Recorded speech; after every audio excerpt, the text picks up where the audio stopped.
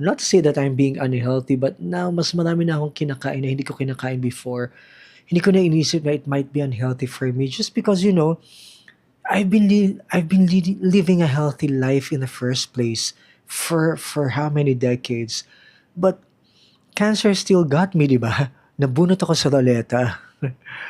I'm at my friend's place and I'm going to take this little one for a walk. She's kind of excited, as am I. So let's go.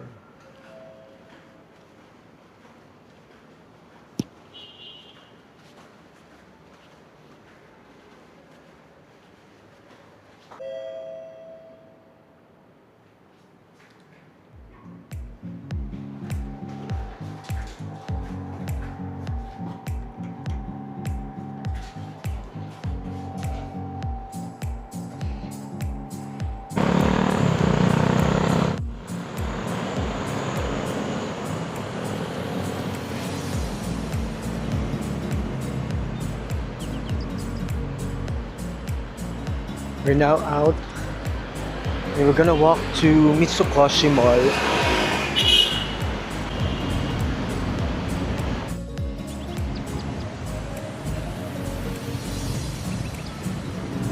Gusto ko yung yellow blouse mo. She didn't hear me, but ang ganda ng color ng yellow na blouse niya. Because I like yellow too. Pero ang ganda ng pagka-yellow.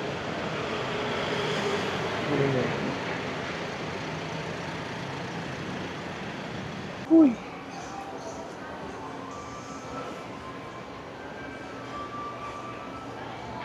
Do we know where we're going to? Do we know where we're going to? Yung chicken ba, merong breast part na available? Sorry sir, sa chicken natin, leg and thigh combination lang po tayo. Lagyan tayo lang. Kinagat ka bigla eh. Lagyan tayo. Wow. Ako pala. Lagyan tayo lang. Breast lang gusto ko eh.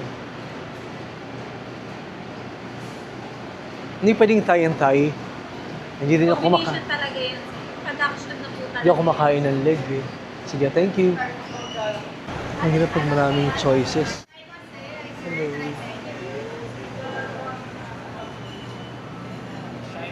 Curry house. I like curry.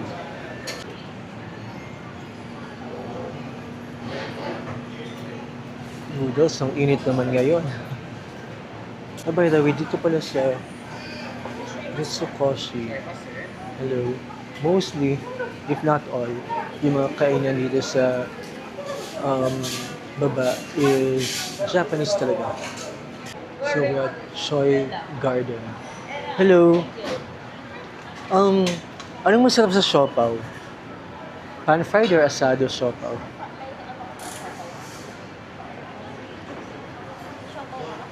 Siopaw meron ka atin?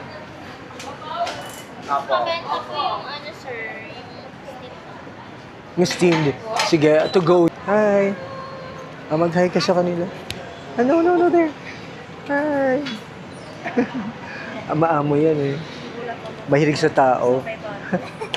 Are you going with her? Kawawa naman ako. Chicken review. We're just waiting for the food. And then uwi na kami. Nakailang ang pedometer ko.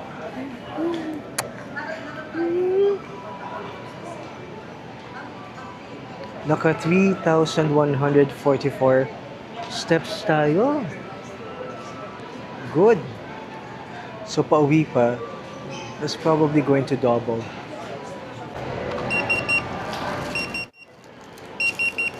Thank you. Thank you.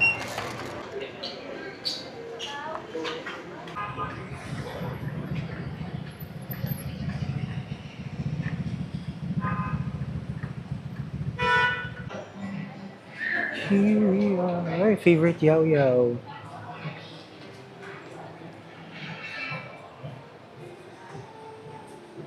And by the way, Miss Angel, I'm wearing the watch that you gave me last year. So, it's still here. Doing well. I really like it. Thank you. Ito So I'm getting something from here. Si Sam Smith. Hello. Yan yung... Sa tier, sir? Yeah. Yes, sir. Meron ako. Hello, where's Sam Smith now? Na-message na kasi recently. Anong color, sir? Ano ba yung available Meron colors? sir yung green, tsaka yung dark. Para maganda yan, ano? Yung dark, yes, sir. Ah, yan na lang. Ah, thank you. Okay, I'll do it na lang. Pag gusto niyo siya ng relaxing scent, ay ang lavender. Ito yung pinaka-relaxing. Yes. Orange green tea kapag ano naman, sir. Fresh fruity.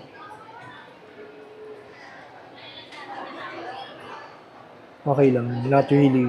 And then, Ano yan? Sir, citrus garden kapag yan sir, citrus and fruits. Ayaw pa din. Bakit And then kay... last one, Ito sir, lang is yung the- choices? Yes, po sir. I like eucalyptus. So black and black.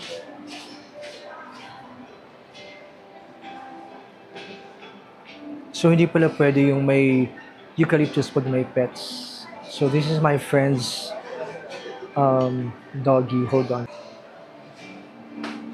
This is Yogu. Super sweet to, super clingy. She sometimes sleeps with me dun sa bed. And she really enjoys going out. I really like it here, itong shop na to. Ano ba yung fragrance na black? Ano ba yung black rumba ba yun? Black Robert, sir. Ha? Black Robert. Asan yun? Paborito ko yun. Meron pa ako sa bahay. I just wanna show. This one, sir. Black Robert. Black ano? Black Robert. Rhubarb. Yes. Yan. So meron din siyang ganitong oil but you have to buy it. Sir. Ito pwede din sa ganyan. Yes, sir. Kung may machine kayo, sir, na ganda na water. Ah, ganyan naman siya. Ayoko ng ano eh, may tubig. Pero meron ako yung fragrance niyan eh. Nasaan yung fragrance niyan? This one, sir. Spray po. Yung spray, ito, yung black ano. Yan. Ito, paborito ko to. I don't even know what it's called, di ba? Pero I always buy it. Card lang po naka-open, and then na namamatay, one na naka-open, one na namamatay. And then dito naman, sir, sa right 1 hour side. naka-open, 1 hour mamamatay. Yes, po, Okay. sir. Alternate. And then, meron din, sir, kayo, sir, mamimili ng, Paano pag ayokong tuloy-tuloy siya? sir, Paano kung ayoko siyang tuloy-tuloy hindi na naman siya, sir, kasi most use talaga, sir, na setup nito, sir, is nasa, ano, okay, nasa may, this one, sir. Di ba may ano yan, may Yes app? po. So pwede ko siyang iset na parang baka mahulog? Yes. Na intermittent yung ano niya, Yes, sir. yung buga niya. So, yung app yan, sir, ito po.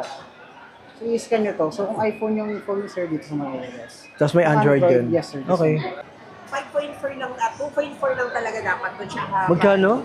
499 lang. Mahal naman. Walang tawad Talaga yun. yung sir, yung price niya. Nandito sa labas siya. Pero maganda yan ha. Yes po. Parang ikaw ha. O sinama kita, okay lang ba? Okay lang po. Maganda ka naman eh. Ito yung ano namin. Ano pangalan nito? Oo, lalo na ito sir. Robot. May bago kami product na nilabas sir. Ano yan? Langsdom po. Si Langsdom sir is mga ginagamit siya for mga Jogging, activity, no? Oo. activities natin sir. Sports. Yes po. Maganda po siya sir dahil meron na tayong tinatawag na air swim. Ito sir, pwede siya malulubog sa tubig sir. Tapos Wow. meron din tayong air weave at saka yung mahilig din sa, ito sir, yung mga clip.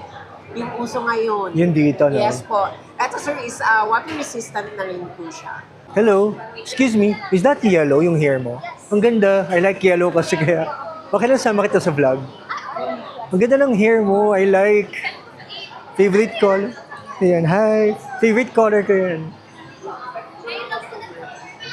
Ikaw lang? Siya nag-color. Binleach mo muna. Anong brand nung ginamit mo? Sorry? Herani, bale nag-fade po siya pagkada nag-ano siya. Yeah, pero you have to recolor na lang din, di ba? Re-apply rather. Pero gano'ng katagal? Depende po kasi kung ilang beses po kayo na. Hindi naman siya nakakatigas ng hair. Mukha siyang soft eh. Can I touch? Kasi medyo kasama sa Oo nga, malambot. parang po kasi conditioner base po siya. Bale, semi-permanent. Malambot siya. Ano pa nga? Mamaya kukunin ko. Wait lang. Babayaran ko lang dito. Parang gusto ko mag-color ng gano'n. Ano siya, sir? Meron ganyan mga shampoo.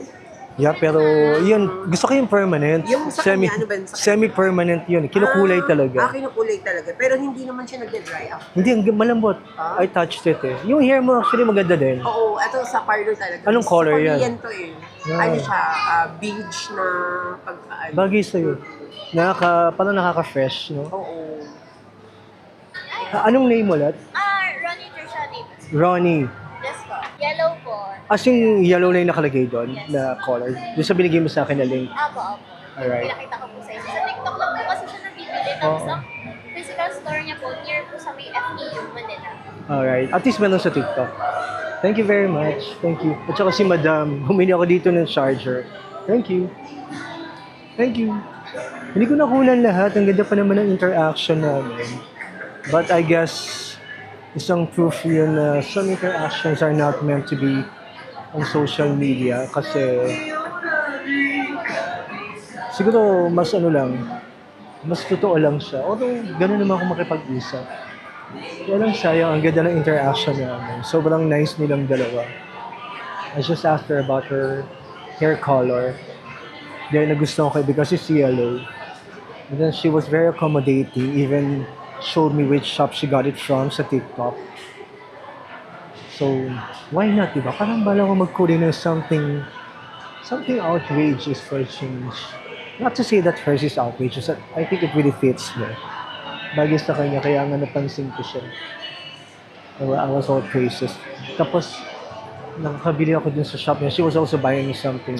Nakabili din ako sa shop na yun ng charging brick. Kasi yung oil diffuser. Yung oil diffuser na binili ko is yung walang water. Pure oil siya para mas healthy. Healthy option to a diffuser. I've always wanted one. So, it took me so long before I got it today. Ayun. Finally. Are we going home, my love? Are we going home? Yes, we are.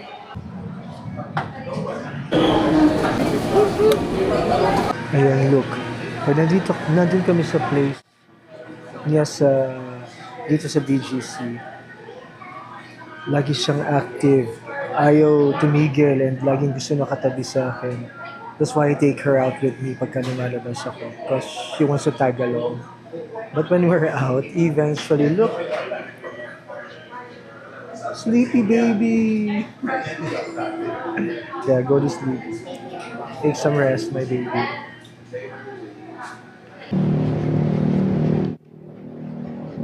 There's Meg.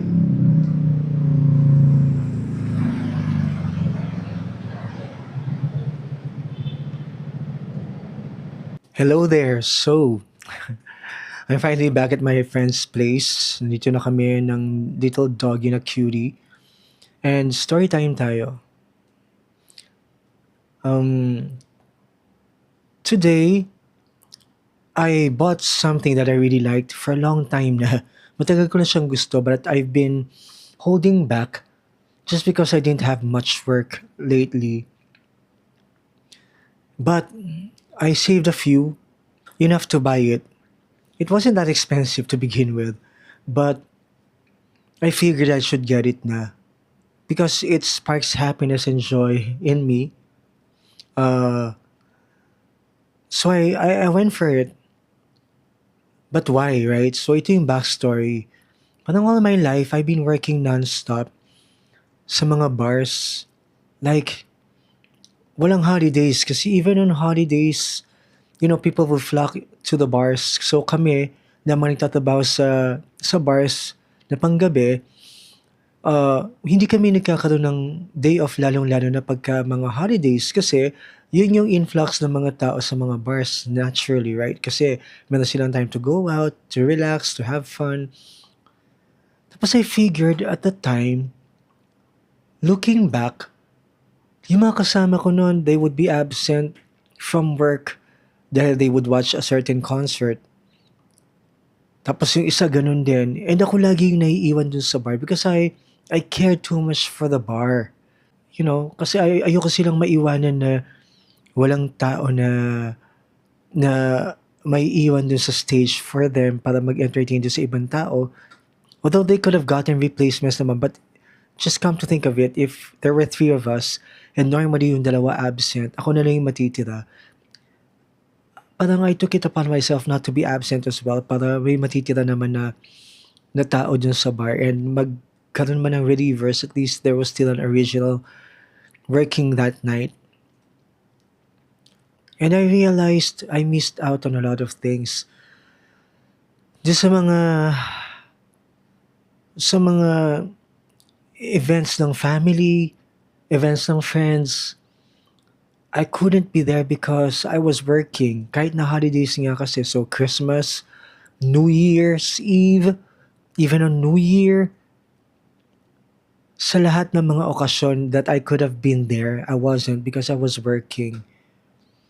And iniisip ko kung ano yung naging balik sa akin noon. In the end, hindi naman ako minahal ng work ko eh. Like, eventually, when the owners had new favorites, I was thrown under the bus. Notwithstanding the fact that I was there for them all those years. But I guess that is life, ano. It might be unfair, but it is what it is. So, since my cancer diagnosis, there's a stronger fervor in me to do what I want more and more. Like if I wanted to go out, go to a place I've never been to, I'll go there. If I wanted to see a friend, I'll make an effort.